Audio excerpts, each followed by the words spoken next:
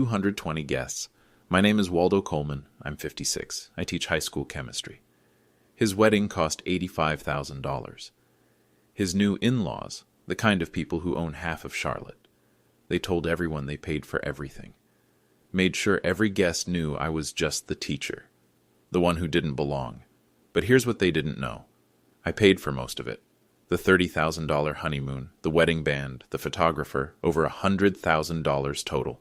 From my late wife's life insurance money, my wife, his mother, the woman who died 5 years ago, the woman they erased from the entire wedding. No photo, no memorial, not even her name in the program.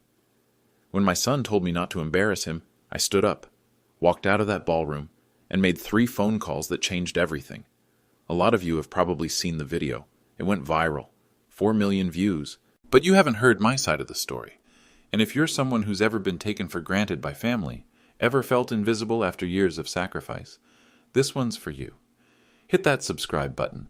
I'd love to know where you're watching from and if you've ever had to draw a line like I did. This is how a teacher making $68,000 a year taught a family worth millions that respect isn't about money. It's about remembering who carried you. Let me back up, give you the whole picture. My wife Fiona died 5 years ago, April 28, 2019. Breast cancer, stage 4. She fought for 18 months. Night shift nurse for 20 years at Presbyterian Hospital. She died taking care of other people. She left a life insurance policy, $85,000. MetLife. I remember opening that envelope, her signature still on the beneficiary form. Blue ink, slightly smudged where her hand had rested. Our son Ethan was 23 when she died. Junior year at UNC Charlotte, business major. I worked summer school every year after that. $8,200 extra. Paid for his senior year, his graduation. Fiona would have wanted that. 2 years ago, August 12th, 2022, I gave Ethan $60,000 from that insurance money. I told him, "This is for your future. Down payment on a house. Your mother wanted you set up right." He thanked me, hugged me, said he'd save every penny. He met Victoria 6 months later. December 2023, he proposed. Her family, the Crawfords, they're Charlotte real estate royalty. Her father, Richard, owns half the commercial properties uptown. Her mother, Diane, runs the junior league. You know the type. Country club memberships, vacation homes. The word summer used as a verb. The wedding planning started immediately. And I started noticing things. Small things at first. The wedding program arrived 3 weeks before the ceremony. Crane's Letra-Pearl white paper, 120-pound cardstock, gold foil. Crawford family crest on the cover. Cost $2,800 for 250 copies. My friend Pandora, Fiona's best friend, known her 30 years. She showed it to me at coffee. "Waldo, did you see this?" I opened it. Victoria's parents got a full paragraph.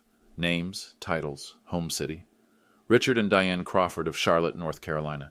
Richard is president and CEO of Crawford Properties. Diane serves as president of the Junior League of Charlotte. My name? 1 line. 8-point font.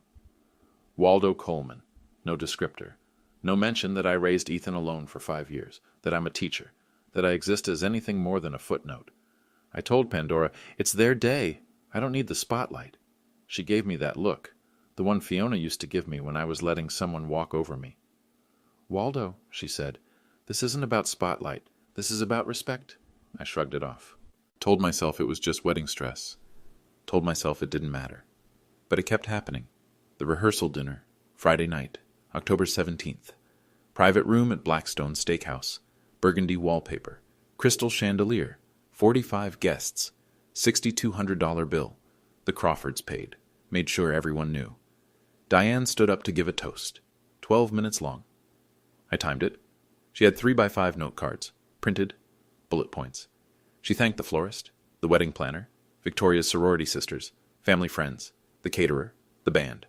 Not once did she mention me. Not once did she mention Fiona. When she finished, everyone applauded. Ethan hugged her. Called her the best mother-in-law a guy could ask for.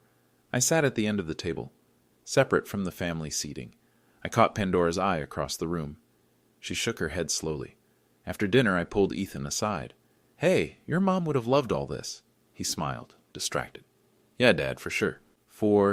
Then he added, "Diane just has a lot going on. You know how it is." "She forgot to mention me in her speech," I said. Kept my voice light, casual. "Dad, don't take it personal.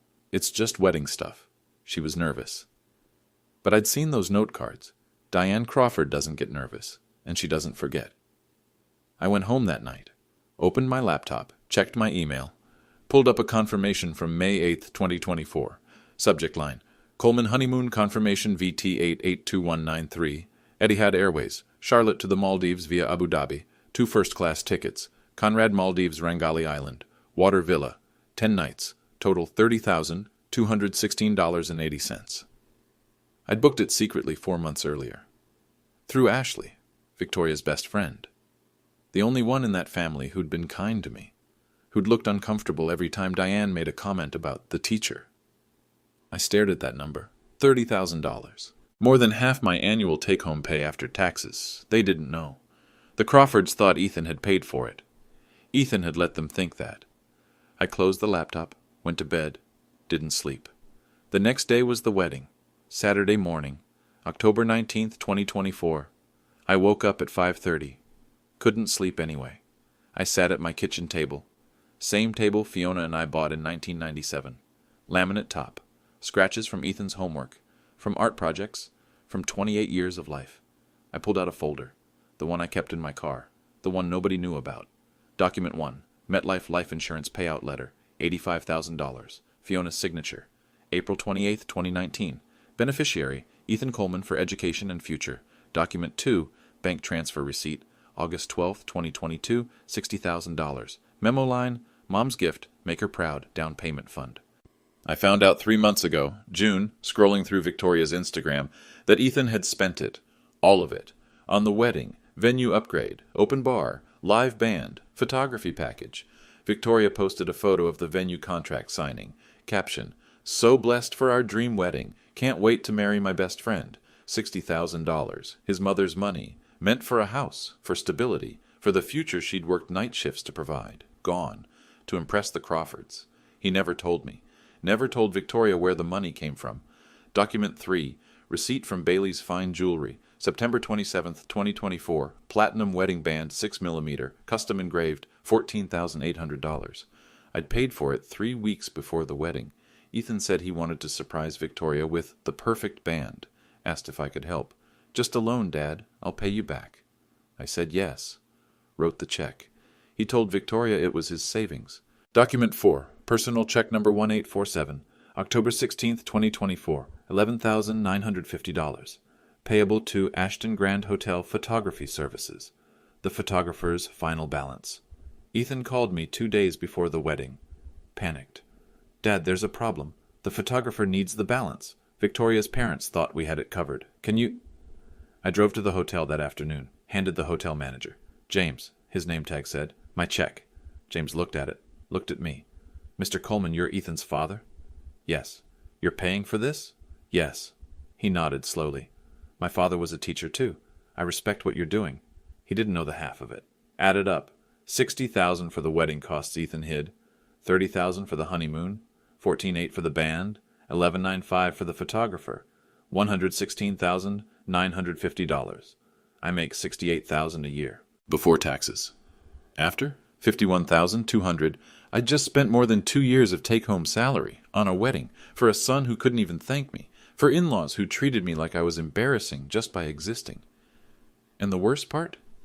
Thursday afternoon, 2 days before the wedding, Ethan called. Hey, Dad, about the mother-son dance. Yeah? Victoria's mom wants to do something special, a tribute to all mothers. It'd be kind of sad if we did the traditional thing. You know, with Mom gone. You understand, right? Silence on my end. Dad? Whatever you want, son. It's your day. Thanks, Dad. You're the best. I knew you'd get it. I hung up, sat in my car in the school parking lot, stared at the steering wheel. Fiona's dance. The one tradition that would have honored her. The mother who died so he could have a future. Erased. So Diane Crawford could have her moment. I opened the MetLife folder again. Looked at Fiona's signature. Heard her voice in my head. The last conversation we had before she got too weak to talk. Don't let anyone treat you like you don't matter. You matter, Waldo. Promise me. I'd promised. And I'd been breaking that promise for 2 years. That's when I made my decision. Sitting in that parking lot. Looking at my dead wife's signature.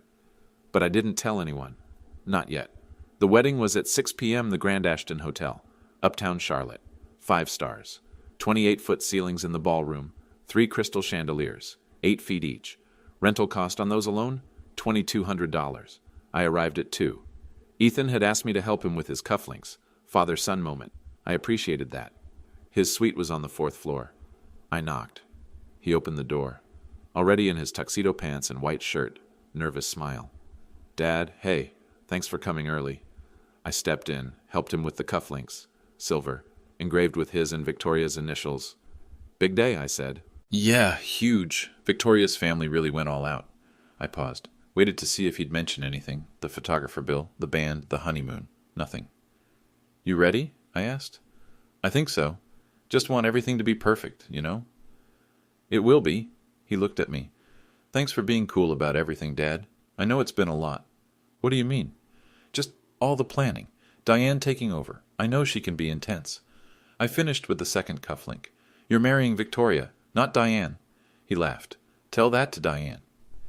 We stood there for a moment. I wanted to say something. Ask him about the 60,000, about Fiona, about why he'd let them erase her. But I didn't. I just said, I'll see you out there. The ceremony started at 6:15. I sat in row 7, left side. Diane had done the seating chart.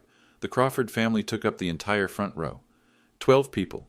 Reserved signs in gold calligraphy on cream cardstock. Pandora sat behind me in row 8, leaned forward and whispered, You should be up front. It's fine, I said. It's not. The processional started. Classical music, string quartet. Diane walked down the aisle first. Champagne-colored gown. Bagley Mishka, $3,200. I'd overheard her telling someone at the rehearsal dinner. She was escorted by Richard Crawford.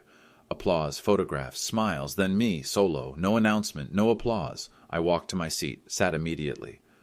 Victoria came down next. Beautiful, I'll give them that. The dress was stunning. The ceremony lasted 23 minutes, standard vows. Ethan's voice cracked when he said, I do. Sweet moment. But during his vows, he added something. Off script. Victoria, I'm so grateful to your parents for welcoming me into your incredible family, for showing me what generosity looks like. Camera panned to Diane and Richard. Diane had tears. Richard nodded proudly. Zero mention of his own family, of me, of Fiona. The reception started at 7:30, cocktail hour first. I tried to approach Ethan and Victoria to congratulate them. Diane intercepted me in the hallway. Louboutin heels. Click, click, click on the marble. Richard! She smiled. Big, bright, fake. The teacher, right? Yes, good to see you, Diane. So nice you could make it. Ethan's just so lucky to have Victoria's family. We've been so generous. The word generous hit like a slap. Richard Crawford walked up, shook my hand. Firm grip, the kind that's meant to establish dominance. We just want the kids set up right, you know? Good start in life. I stayed quiet, jaw tight. They walked away. Diane said something to the woman next to her, loud enough for me to hear. It's just so important that they have the right foundation. Financial security, you know. The implication hung in the air. They provided that, not me. The DJ announced the grand entrance at 8. Mr. and Mrs. Ethan Coleman. Applause, cheering, lights. Then, parents of the bride Richard and Diane Crawford. Spotlight, more applause. They waved like celebrities. And the groom's father, Waldo Coleman. Brief clap. DJ moved on immediately. Pandora caught my eye from her table, shook her head. Dinner was served, filet mignon, $85 a plate, 220 guests. I did the math in my head. 18,700. The toast started at 8:30. Best man first. Funny stories. Sentimental ending. 6 minutes. Maid of honor next. Childhood memories. Inside jokes. 7 minutes. Then Richard Crawford stood up, cleared his throat, smiled at the room. I've been looking forward to this moment, he said. 8 minutes. He talked about family legacy, business lessons, welcoming Ethan into our world. The line that broke me? We've given these kids the foundation they need, the best education, the best connections, the best start a young couple could ask for. I gripped my water glass, knuckles white, rydal crystal, thin stem. He sat down. Applause, cheers. The DJ said, We'll now open the floor for additional toasts. Anyone who'd like to share? I stood up. Pandora whispered, Waldo? I walked toward the microphone at the front of the room. 15 seconds. Felt like 15 minutes. Every eye on me. I reached the mic, adjusted the height. Good evening. I'm Waldo Coleman, Ethan's father. Polite applause from some tables. I wanted to say a few words about my son. Dad. Ethan's voice. From the head table. Loud. I paused, looked at him. Dad, wait. He stood, walked quickly toward me, hand out for the microphone. We talked about this, he said. Quiet, but the front rows could hear. We're running long. You said I could speak. Thursday. You said. I said maybe. Look, it's just Victoria's family has a schedule. Diane stood up from the head table, champagne glass in hand. Her voice projected across the ballroom. Yes, let's keep things moving. We have the cake cutting soon. She walked toward us, heels clicking. 18 steps from the head table to where I stood. I counted. Richard, she said, sweet voice, hostess smile. You're so sweet to want to participate, but we've already had the family toasts. She emphasized family toasts, like I wasn't family. I'm his father, I said. Of course, and you've been lovely, but timing, you understand. She looked at Ethan. Honey, why don't you help your dad back to his table? Several guests shifted in their seats, uncomfortable. Crawford family table, table 2, front and center, a few smirks, nods of approval. Victoria's uncle muttered something, the word awkward carried. Ethan gripped my elbow, fingers tight, thumb pressing the ulnar nerve. Not rough, just insistent. Dad, please. I didn't move. He leaned closer, whispered. But Pandora heard. The people at table 3 heard. Don't embarrass me. 5 words. I looked at him. My son. The kid I raised alone for 5 years. The kid whose college I paid for with summer school wages.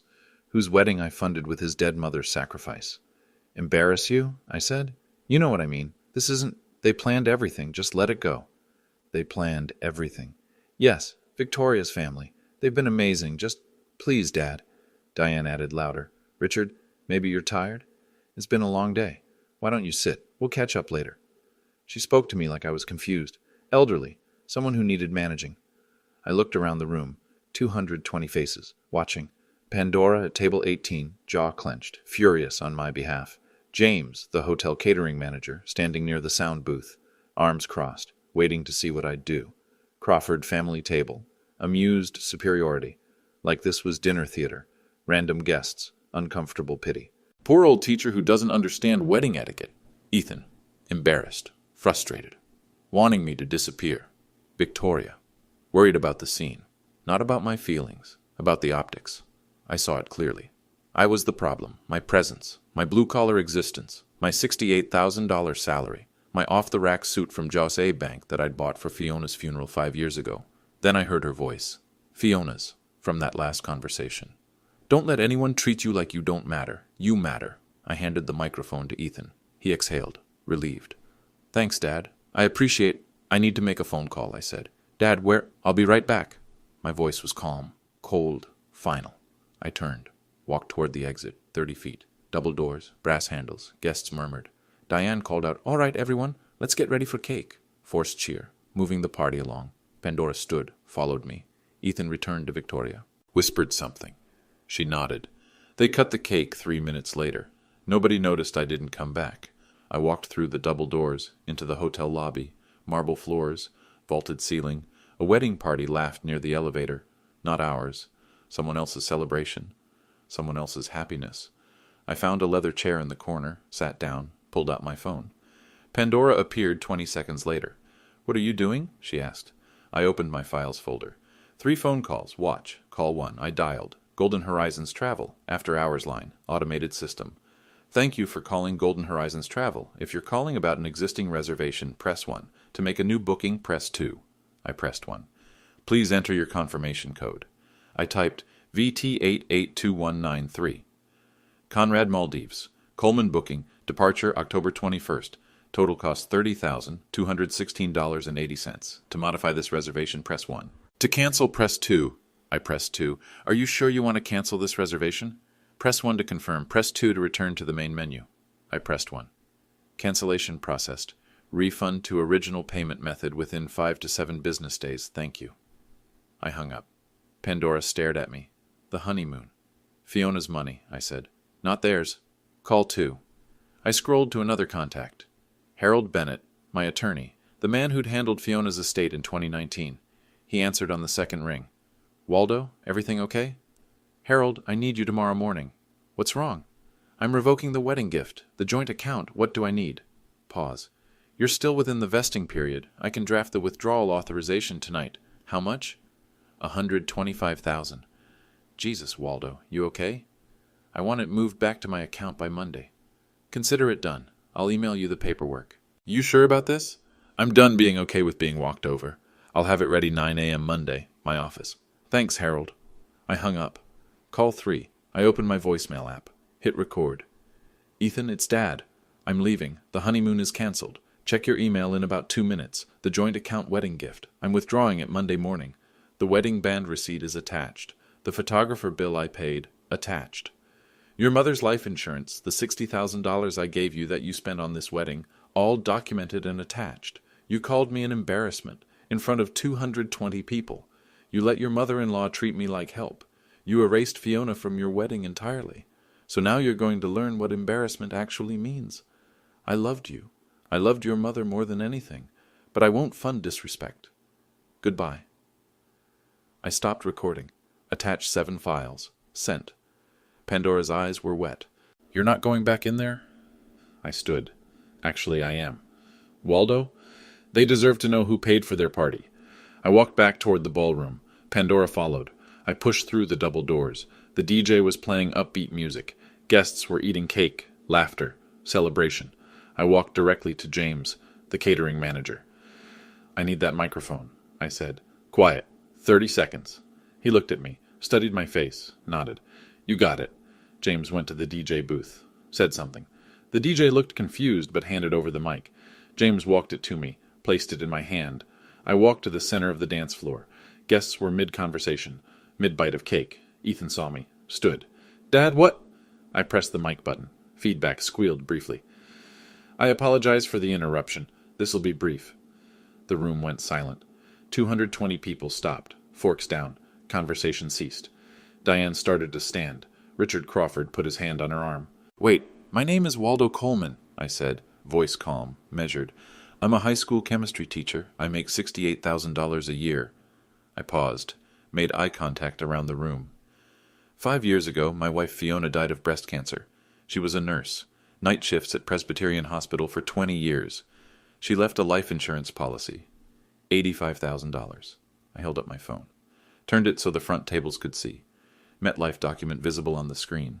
Zoomed in. Fiona's signature clear. I gave my son Ethan $60,000 in August 2022. I told him it was for a down payment, for his future. I looked directly at Ethan.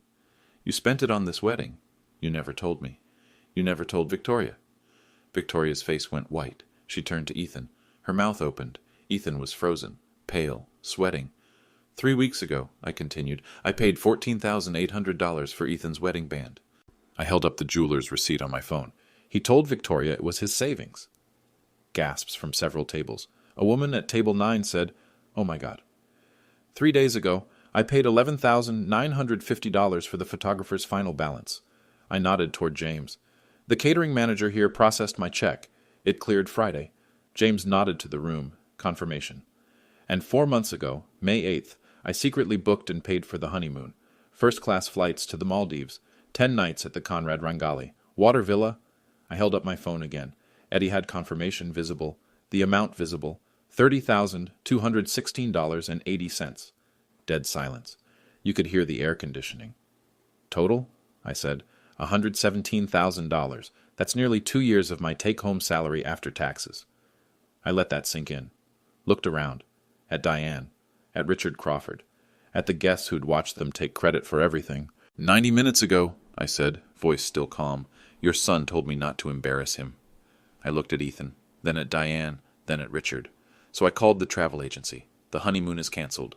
The room erupted. Gasps. Multiple people said, Oh my God. Someone dropped a fork. It clattered on china. Victoria stood. What? I called my attorney, I continued. The $125,000 wedding gift I put in your joint account, I'm withdrawing it Monday morning, 9 a.m. Dad, you can't, Ethan started. It's my money, Ethan, from your mother's sacrifice, and I can. I turned to face Diane and Richard Crawford. They were still seated at the head table. Richard's face was red. Diane's mouth was open, but no words came out. You told everyone you planned everything, I said. You were generous. You welcomed Ethan into your incredible family. I paused. Let the irony breathe. You paid for the rehearsal dinner. $6,200. Congratulations. The sarcasm landed. A few guests shifted, uncomfortable. I paid for the honeymoon, the wedding band, the photographer's balance, and I gave Ethan $60,000 that he spent on this wedding without telling anyone, and I'm the one you told to sit down." Richard Crawford stood. "Now wait just a minute. I'm a teacher," I said, voice cutting through his. "You made sure everyone knew that, like it was an insult, like I should apologize for it." I looked around the room, made eye contact with random guests. "My wife was a nurse, night shifts for 20 years. She died taking care of other people. Her insurance money paid for this wedding." My voice cracked slightly. I steadied it. "And my son thanked everyone tonight except me. He thanked your family for generosity, for welcoming him, for giving him a foundation." I turned back to Ethan. "You erased her, your mother. No photo table, no memorial, no mention in the program. You let Diane decide everything." Diane opened her mouth. "That was a mutual—" "You canceled the mother-son dance," I said, voice sharp now. "So Victoria's mother could do a tribute to all mothers. Fiona's been dead 5 years. You couldn't give her 3 minutes." Several guests were crying now. A woman at table 12 wiped her eyes. Pandora was standing at table 18. Tears streaming, arms crossed. "She was the best person I knew," Pandora called out. Loud, clear. "She was," I agreed. "And her money bought your respect here tonight. But you gave me none of it." I set the microphone down on the nearest table, carefully, gently. "The receipts are in Ethan's email, all 7 attachments. If anyone has questions, he can explain where the money came from." I started walking toward the exit. Ethan moved, followed me. "Dad, wait, we can talk about this." I didn't stop, didn't turn. We just did. Pandora fell in step beside me. James, the catering manager, walked ahead. "Opened the ballroom doors for us. I walked through, Pandora with me. The doors closed behind us. Behind those doors, silence, then eruption. We heard it even in the lobby, voices rising, shocked conversations. The DJ didn't restart the music. Pandora and I walked to the hotel entrance. The valet brought my car. 2016 Honda Accord. Silver. Small dent in the rear bumper from a parking lot incident in 2022. I tipped him $5. Got in. Pandora got in her own car behind me. My phone started ringing before I reached the parking lot exit. Ethan. Then Victoria. Then unknown numbers. I silenced it. Drove home. 12 miles. I didn't speed. Didn't cry. Didn't rage. Just drove. When I pulled into my driveway, Pandora parked behind me. "You okay?" she asked. "I'm tired," I said. "But I'm done pretending. Fiona would be proud of you. I should have done it years ago." I went inside. My house. Same house Fiona and I bought in 1997. 3 bedrooms, 1.5 baths. Mortgage paid off in 2015. I sat on the couch. Turned my phone back on. 19 missed calls. Ethan. 14. Victoria. 3. Unknown numbers. 2. 7 voicemails. I didn't listen. 23 text messages. Ethan. Sent 2:47 a.m. "Dad, please call me. We need to fix this. Victoria is devastated. Her parents are furious. Please, I'm sorry. I didn't mean embarrass. I meant we were running late. Please call me." No punctuation. Panic typing. I didn't respond. I forwarded everything to Harold, my attorney. Added a note. "Document all of this." He replied 3 minutes later. "Already drafting. See you 9 a.m. Monday. Get some sleep, Waldo." I slept for 8 hours straight. First time in months. Sunday morning. I woke up at 7:30. Made coffee. Sat at my kitchen table. Opened my email. From Victoria Crawford. Sent 8:15 a.m. Subject: "I'm so sorry. Mr. Coleman, I had no idea about any of this. Ethan never told me about the $60,000. He never told me you paid for the wedding band, or the photographer, or the honeymoon. I feel sick. I'm so sorry for how my mother treated you. I never wanted any of this. I just wanted to marry Ethan. Can we please talk? I know I don't deserve your forgiveness right now, but I need you to know I didn't know. Victoria." I stared at that email for 5 minutes. Then I replied, "Victoria, I have no anger toward you. You were lied to, but Ethan made his choices. Those choices have consequences. I wish you both well. Waldo." Deleted the rest of the unread emails without opening them. Except one. From Ashley Morrison. Sent 7:02 a.m. Subject: "You did the right thing." "Mr. Coleman, everyone's talking about what happened.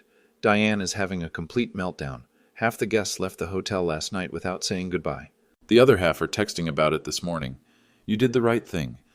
I've felt sick watching how they treated you. I hope you're okay." Ashley. I replied, "Thank you for helping me book the honeymoon. You're a good person." She wrote back immediately, "You paid for it. You had every right to cancel it. I'm just sorry it came to this. I closed my laptop. My phone rang.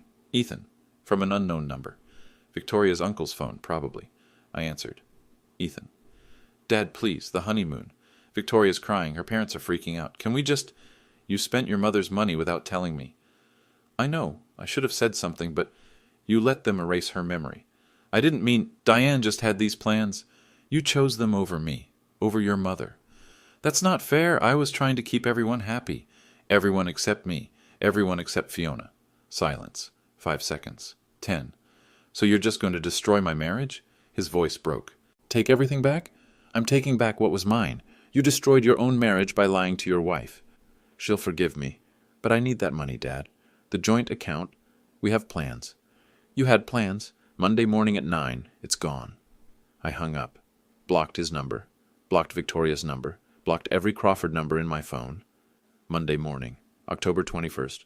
Harold's office. 4th floor. 125 North Trade Street, downtown Charlotte. Bennett & Associates. Gold lettering on frosted glass. Harold was 64. Gray hair, wire glasses. He'd handled Fiona's estate in 2019. Good man. Honest. Waldo. He shook my hand, gestured to the chair across from his oak desk. I have the paperwork. He slid 3 documents across the desk. Document 1. Joint account withdrawal authorization. Wells Fargo account number 4392-8816-2255. Amount $125,000. Original deposit date September 30th, 2024. Vesting period 90 days. Current date October 21st. Day 22 of vesting period. Withdrawal right retained by depositor until December 29th. Signature required, mine only. Processing time 3 business days. I signed, black ink, steady hand. This'll clear Thursday, Harold said. He can't stop it. Legally, it's still your money. Document 2. Honeymoon cancellation confirmation. Golden Horizons travel letterhead. Official company seal. Booking VT882193 canceled October 19th, 2024 at 10:23 p.m. Refund amount $30,216.80. Refund method. Original Visa card ending in 3791. Timeline 5 to 7 business days. Already processed, I said. Harold nodded. Document 3, expense documentation summary. For my records. Protection against future legal claims. If he tries to sue claiming these were irrevocable gifts, Harold said, you're covered. Everything's documented. Witnesses, receipts, and given the circumstances, his misrepresentation, his lies to Victoria, no judge would side with him. I don't think he'll sue, I said. Probably not, but better safe. I stood, shook his hand. Thank you, Harold. Fiona would be proud of you, Waldo. Second person to say that. I nodded. Left. 10:15 a.m. Wells Fargo branch. South Boulevard. I met with the account manager, Jenna Stevens. Mid-40s. Professional. Kind eyes. Mr. Coleman, I have the authorization from Mr. Bennett. She pulled up the account on her screen, turned the monitor so I could see. Current balance, $125,000.00. The withdrawal will process today. Funds will appear in your personal account by Thursday. Confirmed? Confirmed. She printed a receipt, handed it to me. Mr. Coleman? Yes. My daughter's getting married next year. She showed me something online this morning, a video, from a wedding this weekend. She paused. Everyone's talking about it. My stomach tightened. Online. TikTok, Twitter, Facebook. Wedding guests posted videos. It's everywhere. She hesitated. For what it's worth. You're a hero to a lot of parents right now. I didn't know how to respond. She smiled, small, sympathetic. You did what a lot of people wish they had the courage to do. I took the receipt, thanked her, walked to my car, sat behind the wheel, pulled out my phone, opened Twitter, typed, Teacher Wedding Dad. The results loaded. My heart sank. The top tweet had 4.2 million views. Video clip, 45 seconds, shot on someone's phone, shaky, but clear enough. Me at the microphone, saying, the honeymoon is canceled. The room's reaction, gasps, Victoria standing. What? Caption, Teacher Dad exposes son who spent dead mom's insurance on wedding. 23,000 retweets, 16,000 quote tweets, 48,000 likes. I scrolled through the comments, thousands of them. This is why you don't marry up and forget where you came from. The mom's memory being erased broke me. That father is a saint. $68K teacher paid $117K? That's love. Son is trash. Respect to this man. Set boundaries or get walked on forever. Diane got exactly what she deserved. Classist nightmare. I kept scrolling. Couldn't stop. TikTok had it worse. The full showdown, 2 minutes 18 seconds, 2.4 million views. Posted by someone at table 14. Reddit thread on r/wedding shaming. Teacher father cancels honeymoon after son calls him embarrassment. 8,600 upvotes. 1,200 comments. Facebook shared 127,000 times. Local news picked it up. Charlotte Observer article, viral wedding moment sparks debate on family boundaries and respect. The article included quotes from anonymous wedding guests. The father paid for almost everything.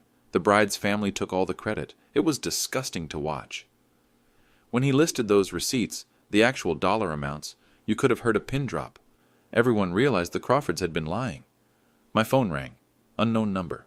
I didn't answer. Text from Pandora. Have you seen it? Are you okay? Me. I've seen it. I'm fine. Pandora. You're not fine, but you will be. Call me if you need anything. I drove home. Sat on my couch. Stared at the wall. My principal, Dr. Helen Morrison, called that afternoon. Waldo, I just saw the news. Are you all right? Do you need time off? I'll be at school tomorrow, Helen. I'm fine. The district's aware. If any media contacts you, refer them to me. And Waldo? Yes? What you did took courage. I hope you know that. I hung up. Opened my laptop. Checked Ethan's LinkedIn. Suddenly had dozens of new connection requests. Some looked legitimate. Others had hostile messages in the preview. Victoria's Instagram had gone private. Comments had been flooded before she locked it. Diane Crawford's Junior League page had negative reviews. Classist organization. Treats working people like garbage. Diane Crawford is everything wrong with wealth.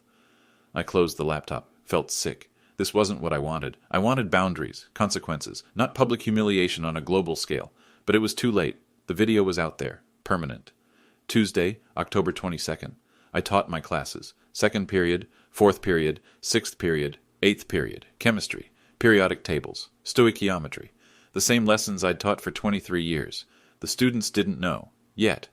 But the teachers did. Lunch break. 4 colleagues approached me in the staff room. Jennifer Hayes, English teacher. 15 years.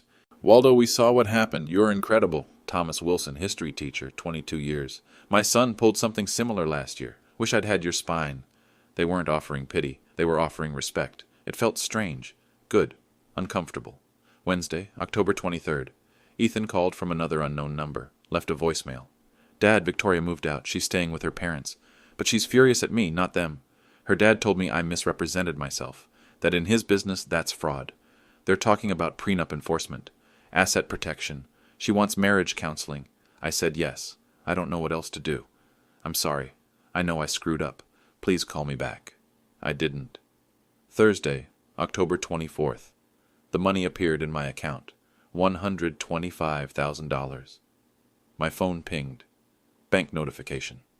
I logged in. Checked the balance. $142,388.67. Ethan's joint account now showed $3,847.52. I knew because Victoria had sent me a screenshot. With a message. He told me we had $130,000 saved. I just found out the truth. We have less than $4,000. He has $23,000 in credit card debt I didn't know about. A BMW lease in his name I thought he owned. I don't know who I married. I replied, I'm sorry you're going through this, but he made these choices. Not you, not me. She didn't respond. Friday, October 25th, the honeymoon refund hit my account, $30,216.80. I sat at my kitchen table, opened a new folder, labeled it Fiona Coleman Memorial Fund, transferred the honeymoon refund into a new savings account. Purpose: scholarship for single parents pursuing education. First recipient next fall, someone who worked nights, someone who sacrificed, someone like Fiona. She would have wanted that. I closed my laptop, looked at her photo on the mantel. Wedding day, 1994. White dress, huge smile. I did it, I said out loud, to the empty room, to her. I stopped letting them walk over me. The house was quiet, but for the first time in 2 years, it felt like mine again. Week 2, early November. The viral storm didn't stop. It grew. Parenting blogs wrote response pieces. BuzzFeed, Huffington Post, Scary Mommy. When generosity becomes enabling, the teacher dad who said enough. The working class parent dilemma, give everything, get nothing back. Setting boundaries after adult children take you for granted. Online polls appeared. Was the father right to cancel the honeymoon? Yes, 83%. 94,000 votes. No, 17%. 19,000 votes. The comment sections were brutal. Toward Ethan, toward the Crawfords. Imagine lying to your wife about where money came from. Divorce him, Victoria. Diane Crawford thought she was better than everyone. Karma came for her. That son will regret this for the rest of his life. He lost his father over a wedding. Some defended Ethan. He made a mistake. People are acting like he committed murder. But they were drowned out. Ethan's workplace noticed. He worked at a marketing firm. Image conscious. Corporate culture built on family values. A coworker I didn't know sent me a LinkedIn message. Mr. Coleman, I work with your son. Just wanted you to know people here are talking. Management pulled him aside yesterday. They're concerned about client perception. I thought you should know. I didn't respond. Victoria and Ethan's marriage hung by a thread. She'd moved back in with her parents, 3 days after the wedding. Still there 2 weeks later. Ethan was living alone in their apartment. The one bedroom they'd rented in South End, Victoria's parents owned the building, $2,400 a month. Ethan's salary, $72,000 a year. After taxes, about $4,300 a month, minus rent, minus car lease, minus credit card minimums, minus utilities and food. He was barely surviving. Victoria demanded marriage counseling. First session, November 8th. I know because she emailed me, asked if I'd be willing to join eventually. The counselor says family of origin issues need to be addressed. I replied, I'm not ready for that, but I hope it helps you both. The Crawford family reputation took a beating. Diane's junior league presidency came under review. Members saw the video. Some were horrified by how she'd treated me. Others defended her. It's her daughter's wedding. She had every right to manage it. But the damage was done. Charlotte is smaller than people think. High society, even smaller. Gossip spreads fast. Richard's business didn't suffer. Money protects money. But 3 clients mentioned the video in meetings. Awkward small talk. Saw something about your daughter's wedding online. Everything all right? He laughed it off, but his face went red each time. Victoria's brother, 31, works in his father's company, sided with his parents. Dad and Mom did nothing wrong. That teacher was out of line. But Victoria's younger sister, Emma, 24, just graduated from college, texted me directly. Mr. Coleman, I'm so sorry for how my family treated you. You were always kind to me. I never agreed with how Mom acted. I hope you're okay. I replied, Thank you, Emma. That means a lot. She wrote back, Victoria's a mess. She feels betrayed by everyone. Ethan for lying. My parents for being so awful to you. She doesn't know who to trust. Tell her I'm not angry at her, I said. None of this was her fault. Emma, I will. But she's not sure the marriage can survive this. 3 weeks after the wedding, November 9th, Pandora and I met for coffee. Our monthly tradition, corner booth at Amelie's, South Boulevard location. How are you really doing? She asked. Caramel latte in front of her. I had black coffee. I'm okay. Better than I've been in years, actually. You sleep? Every night. 8 hours. She smiled. Good. You look better. Less tense. I feel lighter. And Ethan? He's called 6 times, different numbers. I haven't answered. Are you going to? Eventually. Maybe, I don't know. Fiona would want you to forgive him. Fiona would have walked out of that rehearsal dinner, I said. She wouldn't have waited until the wedding. Pandora laughed. True. The scholarship fund is at $35,000 now, I said. I'm adding $200 a month. First recipient next fall, single parent going back to school. That's beautiful, Waldo. It's what she would have wanted, her legacy, something real. We sat quietly for a moment, sipped our coffee. Do you regret it? Pandora asked. Walking out? Canceling the honeymoon? All of it. No, I regret not doing it sooner. You gave him a lot of chances. Too many. He's trying, you know. Victoria told Emma he's been going to therapy. Individual sessions. Good. He should. Victoria gave him an ultimatum. Change or she leaves. So he's changing for her, not for me. Pandora shrugged. Does it matter if the result is the same? I thought about that. Maybe not. 4 weeks later, mid-November, Ethan showed up at my house, 6:45 p.m. Friday night, November 15th. I was grading papers, chemistry tests, balancing equations. The doorbell rang. I opened it. My son stood on the porch, thinner than I'd ever seen him, beard grown out, not groomed, just there, eyes tired, shoulders slumped. Dad, can we talk? I stood in the doorway, didn't invite him in. 5 minutes. Victoria and I are in counseling. She's really hurt. You lied to her. I know. Silence. I'm trying to fix it, he said. But we're struggling, but that's not why I'm here. Why are you here? I need to apologize for what I said, for how I treated you. Go ahead. I'm sorry. I got caught up in Victoria's family. They made me feel like I wasn't good enough unless I was like them. Rich, connected, important. And I made you feel like you weren't enough. And that was wrong. I listened, didn't speak. Mom would be ashamed of me, he said, voice breaking. Yes, I said, she would. He flinched, but nodded. 23 seconds of silence. I counted. I accept your apology, I said, but I don't trust you. He looked up, eyes wet. If you want a relationship, you earn it. No money, no favors. You show up, you acknowledge what you did, you prove you've changed. How long will that take? As long as it takes. I pulled a folded piece of paper from my pocket, handed it to him. What's this? Terms for rebuilding trust. Read it. If you agree, we start there. If not, don't come back. He unfolded it. Read. Terms for rebuilding trust. 1. No financial requests for minimum 2 years. 2. Weekly phone call. You initiate. 15 minutes. 3. Monthly in-person coffee. Neutral location. 4. Visit Fiona's grave together. Quarterly. 5. Family therapy if when Victoria agrees to include me. 6. Complete honesty. No hiding. No managing my feelings. 7. Public acknowledgement if asked. My father paid for significant portions of my wedding. I took him for granted. His hands shook. I'll do it. All of it. We'll see. He folded the paper, put it in his pocket. Thank you for giving me a chance. Don't thank me yet. Prove it first. He nodded, turned, walked to his car. I watched him drive away, closed the door. Didn't feel hope. Not yet, but possibility. Maybe. 3 months later. January 15th, 2025. Pandora and I sat in our corner booth. Same coffee shop, same drinks. Wednesday afternoon. Teachers get out early on Wednesdays. How's it going with Ethan? She asked. 7 phone calls, 3 coffee meetings. He's trying. You believe him? I believe he's scared. Victoria gave him an ultimatum. Change or she leaves. So he's changing for her, not you. That's what I said to him. What'd he say? Nothing. But he keeps showing up every Wednesday. 7 p.m. phone call, every third Saturday. Coffee. He hasn't missed one yet. That's something. It's a start. Pandora sipped her latte. And you? How are you? I sleep now. I wake up and don't feel heavy anymore. Like I was carrying something for years and finally put it down. What about school?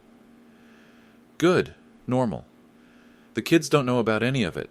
The teachers do, but nobody treats me differently. Well, Dr. Morrison checks in more often, but she's always been good to me. The scholarship fund?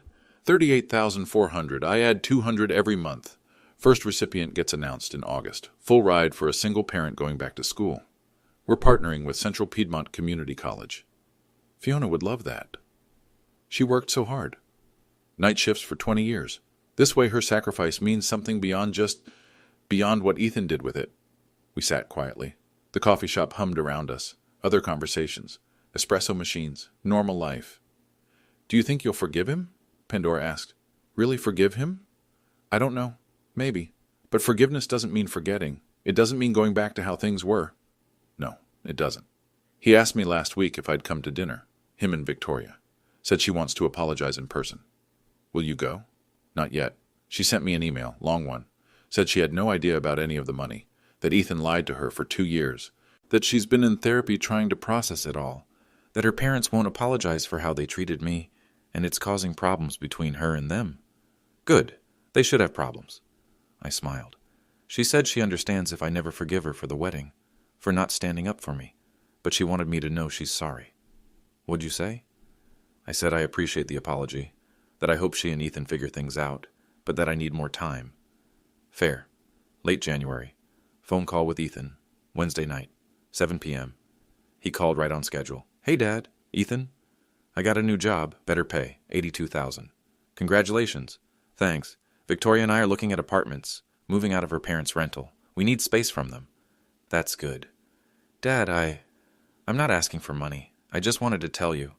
I know. Pause. Victoria and I went to Mom's grave last weekend. We brought flowers, white roses, her favorite. I saw them. I was there Sunday morning. Oh, I didn't know you go every week. I do. Another pause, longer. I read her headstone. Beloved wife and mother. She gave everything. I never really thought about that before, what it meant. She did give everything, her time, her health, her future, for us. I know. I'm starting to understand that now. Good. The counselor asked me why I was so desperate to impress the Crawfords, why I needed their approval so badly. What'd you say? I said I don't know. But then I thought about it more, and I think after Mom died, I felt like I lost something. Status, maybe. Or security. And Victoria's family had all of it. Money, connections, certainty. And I wanted that. I wanted to feel important. You were important. You are important. But not because of them. I know that now. I didn't then. Therapy's helping? Yeah, it is. Victoria's still angry, but she's staying, for now. That's between you two. I know. But I wanted you to know I'm trying. Really trying. I see that. The call ended at 7:12. 12 minutes. Under the 15-minute limit. He's learning boundaries. Present day, late January. I'm sitting in my living room. Same house, same furniture, same life mostly, but different, lighter. People ask if I regret it. Walking out, canceling the honeymoon, taking back the money. I don't. I regret not doing it sooner. For 28 years I've taught chemistry, reactions, equations, balance, the law of conservation of mass. Matter cannot be created or destroyed. It just changes form. But I forgot the most important equation, the one that governs relationships. Respect given must equal respect received. When that equation becomes unbalanced, something breaks. Someone breaks. I broke at that wedding, in front of 220 people, at the microphone, when my son told me not to embarrass him. But breaking saved me. I spent 5 years, since Fiona died, trying to fill the hole she left. Trying to be enough, giving Ethan everything. Money, support, freedom to make choices, even bad ones. I thought love meant saying yes, meant absorbing the hurt, meant being the bigger person. But love without boundaries isn't love. It's self-destruction. Fiona knew that. She set boundaries. With patients who were rude, with family members who took advantage, with people who didn't respect her time. Don't let anyone treat you like you don't matter, she told me. 2 days before she died. Too weak to sit up, but fierce in her eyes. You matter, Waldo. Promise me. I promised. And then I spent 5 years breaking that promise. Until I didn't. My son might forgive me someday for embarrassing him, for canceling his honeymoon, for exposing his lies in front of everyone he wanted to impress. I've already forgiven myself. For allowing him to erase me, for staying silent, for pretending it was okay. The viral video? The millions of views? The news articles? I didn't want any of that, but I'm not sorry it happened, because it forced accountability. It forced Ethan to face consequences, real ones, not vague disappointment, not guilt trips, actual loss. The scholarship fund has grown to $40,000 now. First recipient gets announced in 6 months.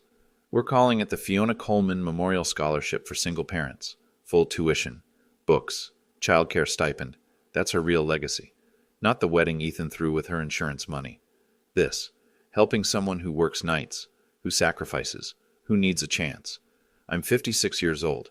I teach high school chemistry for $68,000 a year. I drive a Honda Accord with 185,000 miles. I live in a house I bought in 1997, and I have my dignity back. That's worth more than any wedding, any honeymoon, any family peace built on me staying silent. If you've watched this far, thank you. If you're in a similar situation, being taken for granted, being erased, being treated like an ATM, I want you to hear this. You're allowed to say no. You're allowed to walk away. You're allowed to take back what's yours. Boundaries aren't cruelty. They're survival. I lost my son for a while, maybe permanently. I don't know yet. But I found myself. And that trade, that was worth it. Let me know in the comments. Have you ever had to set a boundary like this? What happened? And where are you watching from?